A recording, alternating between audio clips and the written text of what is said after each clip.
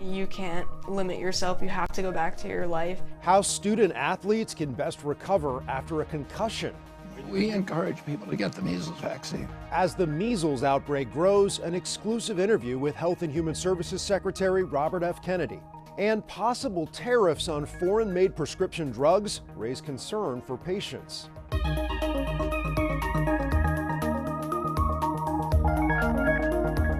Welcome to Eye on Health, where we focus on stories that affect your physical and mental well-being. I'm Bradley Blackburn. We begin with hopeful news, a new report that shows women around the world are more likely than ever to survive pregnancy and childbirth. According to the World Health Organization and the United Nations, there's been a 40% global decline in maternal deaths between 2000 and 2023. The agencies credit improved access to essential health services like being cared for by skilled professionals before, during, and after childbirth. More women are accessing good quality, timely services when they need them. However, there are still major concerns that need to be addressed. The pace of improvement has slowed significantly since 2016. Still far too many women are dying, nearly 700 every single day, and nearly all of these maternal deaths are due to preventable causes. There are substantial inequalities between different countries and regions. Nearly 9 out of 10 maternal deaths take place in lower middle-income countries. 3 out of 5 maternal deaths are in countries affected either by conflict or by long-term fragility. Drugs used for diabetes and weight loss have been shown to have other added benefits, and now that may also include curbing dementia. 2 studies published in JAMA Neurology suggest the class of diabetes drugs that includes Ozempic and Wegovy can protect against dementia. One of those studies finds the drugs cut the risk by 45%. Both analyzed diabetes patients who were using these drugs in 2014. Now more research needs to be done to see what the effects may be on people without diabetes. What we're seeing is there's this underlying mechanism of damage to blood vessels, inflammation, which is what's driving many of the chronic diseases we see, whether that's heart disease, kidney disease, damage to the brain, which can lead to stroke or dementia. So it makes sense that these medications may potentially have this effect. In other news about these weight loss drugs, the Trump administration is rejecting a Biden administration proposal to change Medicare guidelines to cover them for anyone who is obese, not just for those with ailments like heart disease or diabetes. Many people on Medicare who may have been hoping that they would finally have these drugs covered will probably be disappointed now. They are very expensive. You're talking about over $1,000 a month if you're paying out of pocket. But at the same time, this was looked at, how much would it cost the U.S. taxpayer to extend this coverage to everybody on Medicare, and you were looking at $35 billion over a decade. So there is a trade-off. A spokesperson for the Centers for Medicare and Medicaid Services says the decision may be reconsidered later. A second child has died from measles in a rural West Texas Mennonite community. Doctors say the 8-year-old girl was unvaccinated and died from measles-related pulmonary failure. These 2 deaths are more than the U.S. has recorded from the highly contagious disease in years. Measles is generally preventable through a 2-course vaccine. For the first time, Secretary Robert F. Kennedy expressed explicit support for the measles vaccine, saying, quote, "The most effective way to prevent the spread of measles is the MMR vaccine." He also said he is working with Texas health officials to control the outbreak, but for decades, Kennedy has been a vaccine skeptic and promoted the bogus claim that they cause autism. Now, as President Trump's pick to lead the Department of Health and Human Services, Kennedy is overseeing billions of dollars in cuts to the department as he reshapes the nation's public health programs. CBS News chief medical correspondent Dr. John LaPook sat down with Kennedy for his first network interview since becoming HHS secretary. It's one thing to say the measles vaccine is the best way of preventing spread, but it's another thing to then say, and therefore, we suggest that you get the measles vaccine. We encourage people to get the measles vaccine. Okay, so that, I think that's actually the next step, and that's news as far as I'm concerned, that you're saying that. What's the position philosophically of the federal government in terms of public health? The federal government's position, my position is people should get the measles vaccine, but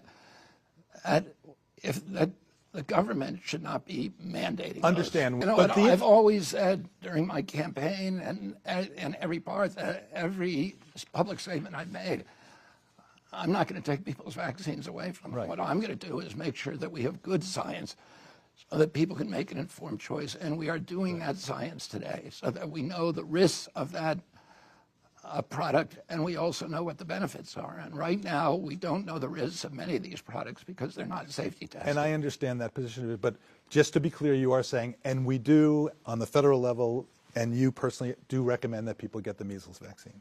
And when I say they're not safety tested, what I mean is they're not adequately. Many of the vaccines are tested for only 3 or 4 days with no placebo group. All these different grains are grown locally on Indian land.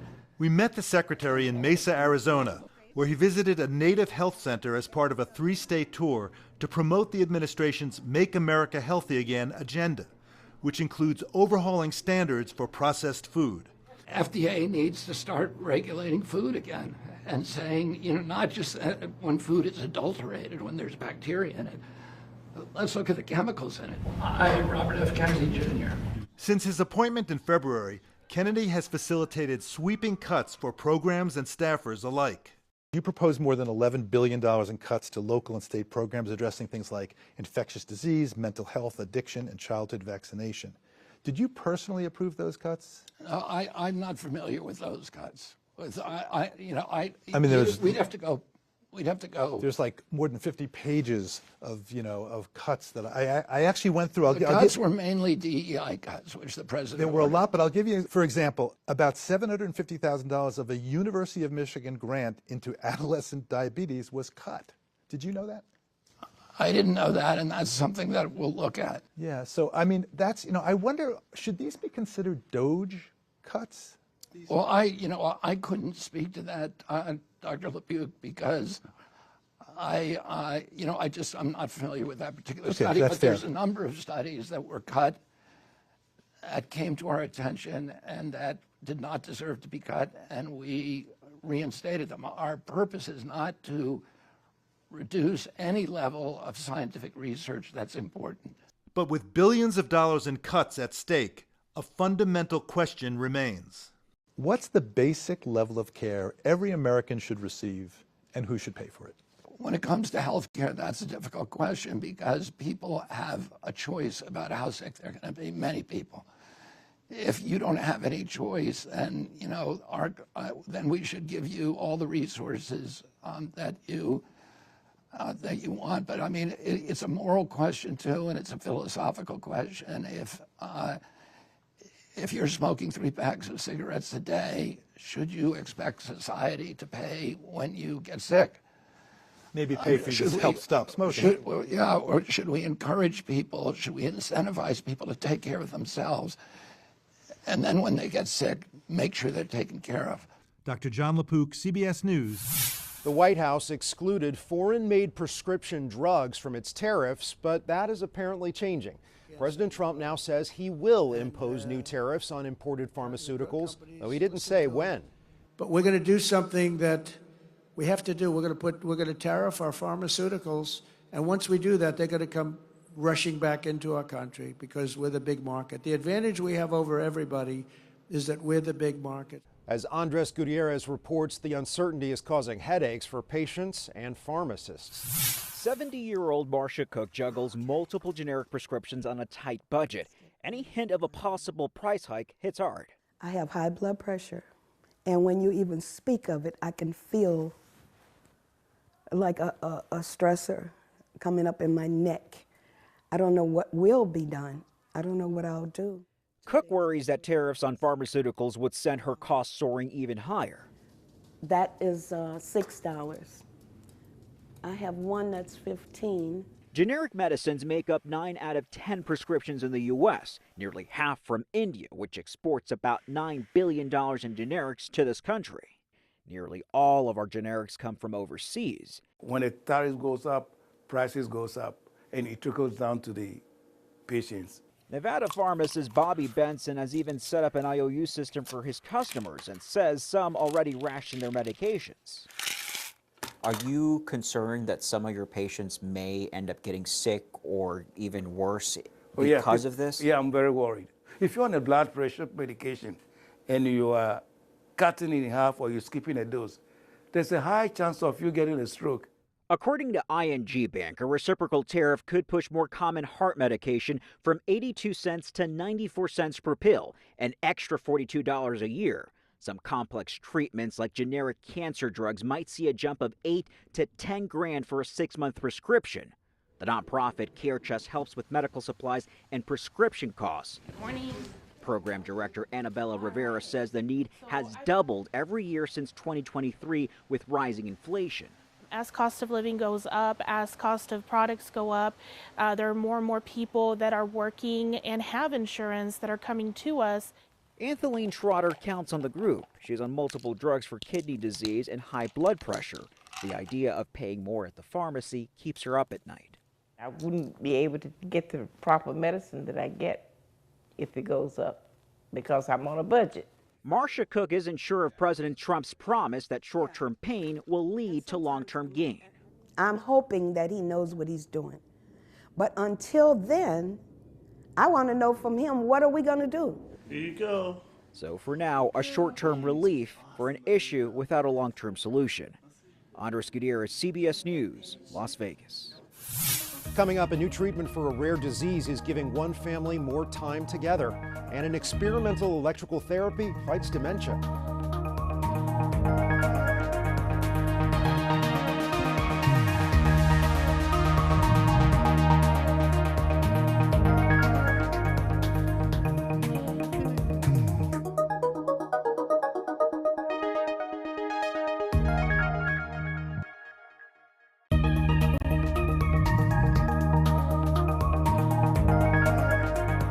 Welcome back. A newly approved treatment is giving hope to patients who suffer from a rare disease. Derek James introduces us to a Minnesota family who took part in the research. 17-year-old Connor Martin keeps busy. I play violin. Right now, I play softball. And he loves going to Minnesota Twins games to see his favorite players. But a little more than 3 years ago, Connor and his family were thrown a curveball. You know, and then it just felt like he just was like sort of slowing down, and I just noticed his reaction time was slower than usual. He was perhaps more clumsy than usual. His blood work and other tests were normal, but his mom Jessica kept pushing for answers to his medical mystery.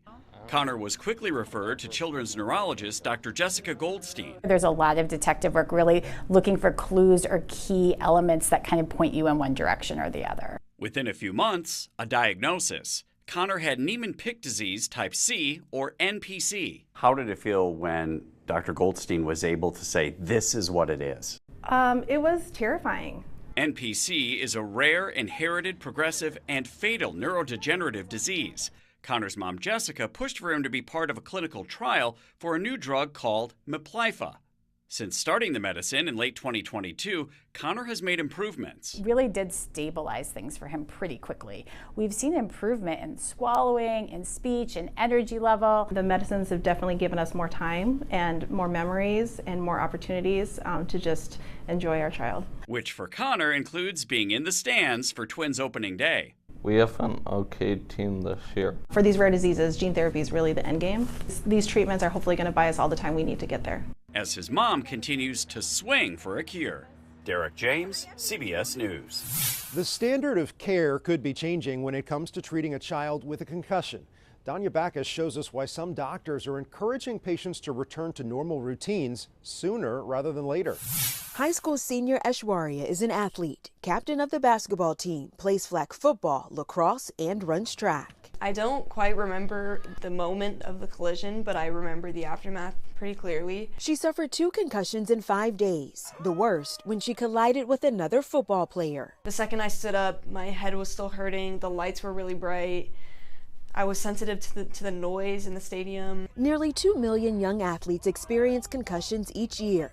Aishwarya was initially told to rest in a dark room with minimal physical and mental activity. Outdated guidance, according to sports medicine specialist Dr. Jonathan Santana. After about 48 hours, we do want them getting back into their activities of daily living. So that usually includes going to school. And that's probably the hardest thing for many of these kids to do because school can be the most demanding on the brain. Children's Hospital Los Angeles is one of 6 hospitals nationwide studying what factors impact quality of life or predict how long concussion symptoms will last for student athletes. Those that get back into daily activities and activities of daily living tend to have better outcomes. Recent studies show the longer kids stay out of school after a concussion, the harder the recovery. Dr. Santana says giving them a modified workload, extra time to turn in assignments, and light aerobic activity like walking is key. He told me you can't limit yourself, you have to go back to your life.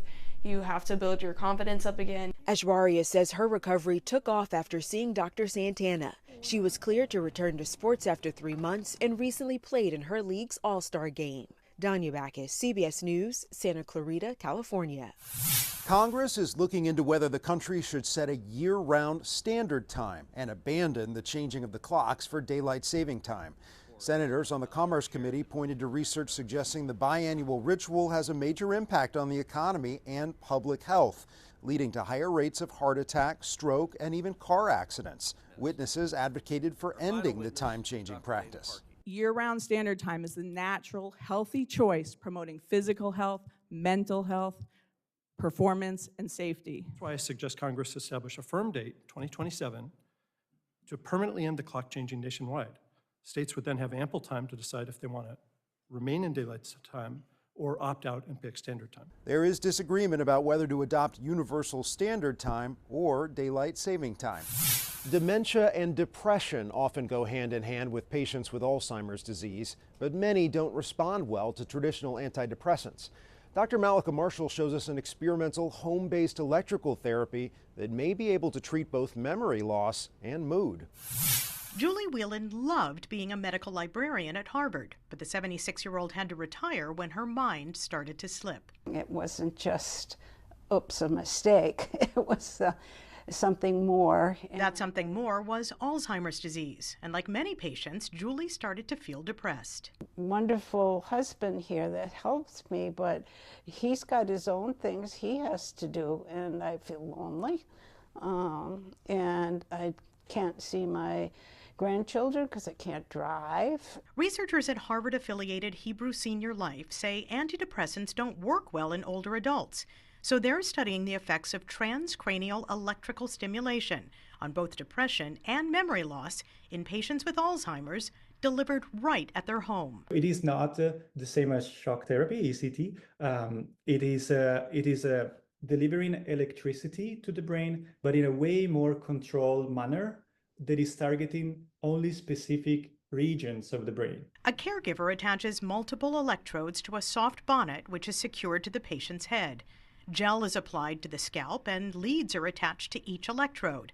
An iPad walks them through the steps systematically. Each session takes about 22 minutes, and Julie needs to stay silent and still during that time. Julie did 5 treatments a week for a month. Is it painful?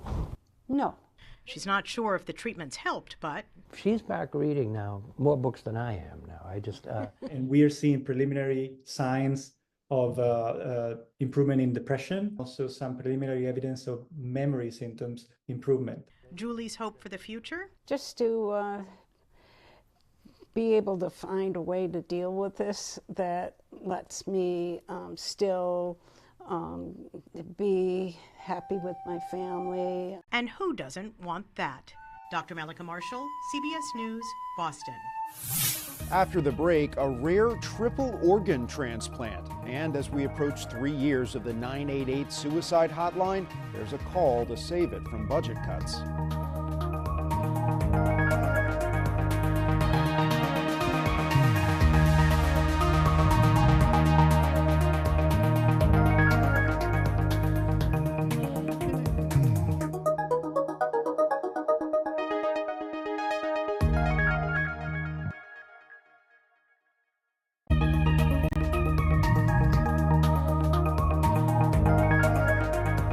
Welcome back. It's been nearly 3 years since the launch of the nationwide 988 Suicide and Crisis Lifeline. Since then, millions seeking help have used the call center as a life-saving resource. Elise Preston reports on the understaffing and underfunding that's threatening to upend the hotline's mission. Just a phone call away. Suicide Prevention Center Crisis Line. The nation's 988 hotline works like 911. Bringing critical access to care for those battling mental health emergencies. Counselor Alejandra Varga takes calls at Didi Hirsch in Los Angeles, the nation's largest suicide prevention center. How did you get into this work? I know what it's like to go through this and not feel comfortable reaching out. As a teen, Varga was diagnosed with cancer and spiraled in despair. What did it feel like navigating that space? Overwhelming, numb. 20,000 calls and texts a month at this call center alone. Nationwide, calls increased 40% soon after the memorable 3-digit number was officially launched in 2022.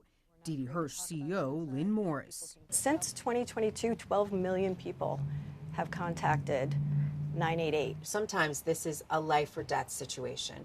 Absolutely, it very much can be. So we have dealt with people calling our line who have either taken measures to end their life or are sitting at home with a gun in their lap. A new study outlines that while calls have gone up, access to care after those initial calls has not increased. Its authors are pushing for more awareness and funding to make 988 more effective for those in need. There aren't enough resources. There aren't enough therapists. 1 in 4 adults in the U.S. lives with a diagnosable mental illness, but many more could be struggling without a diagnosis, and the numbers are expected to go up.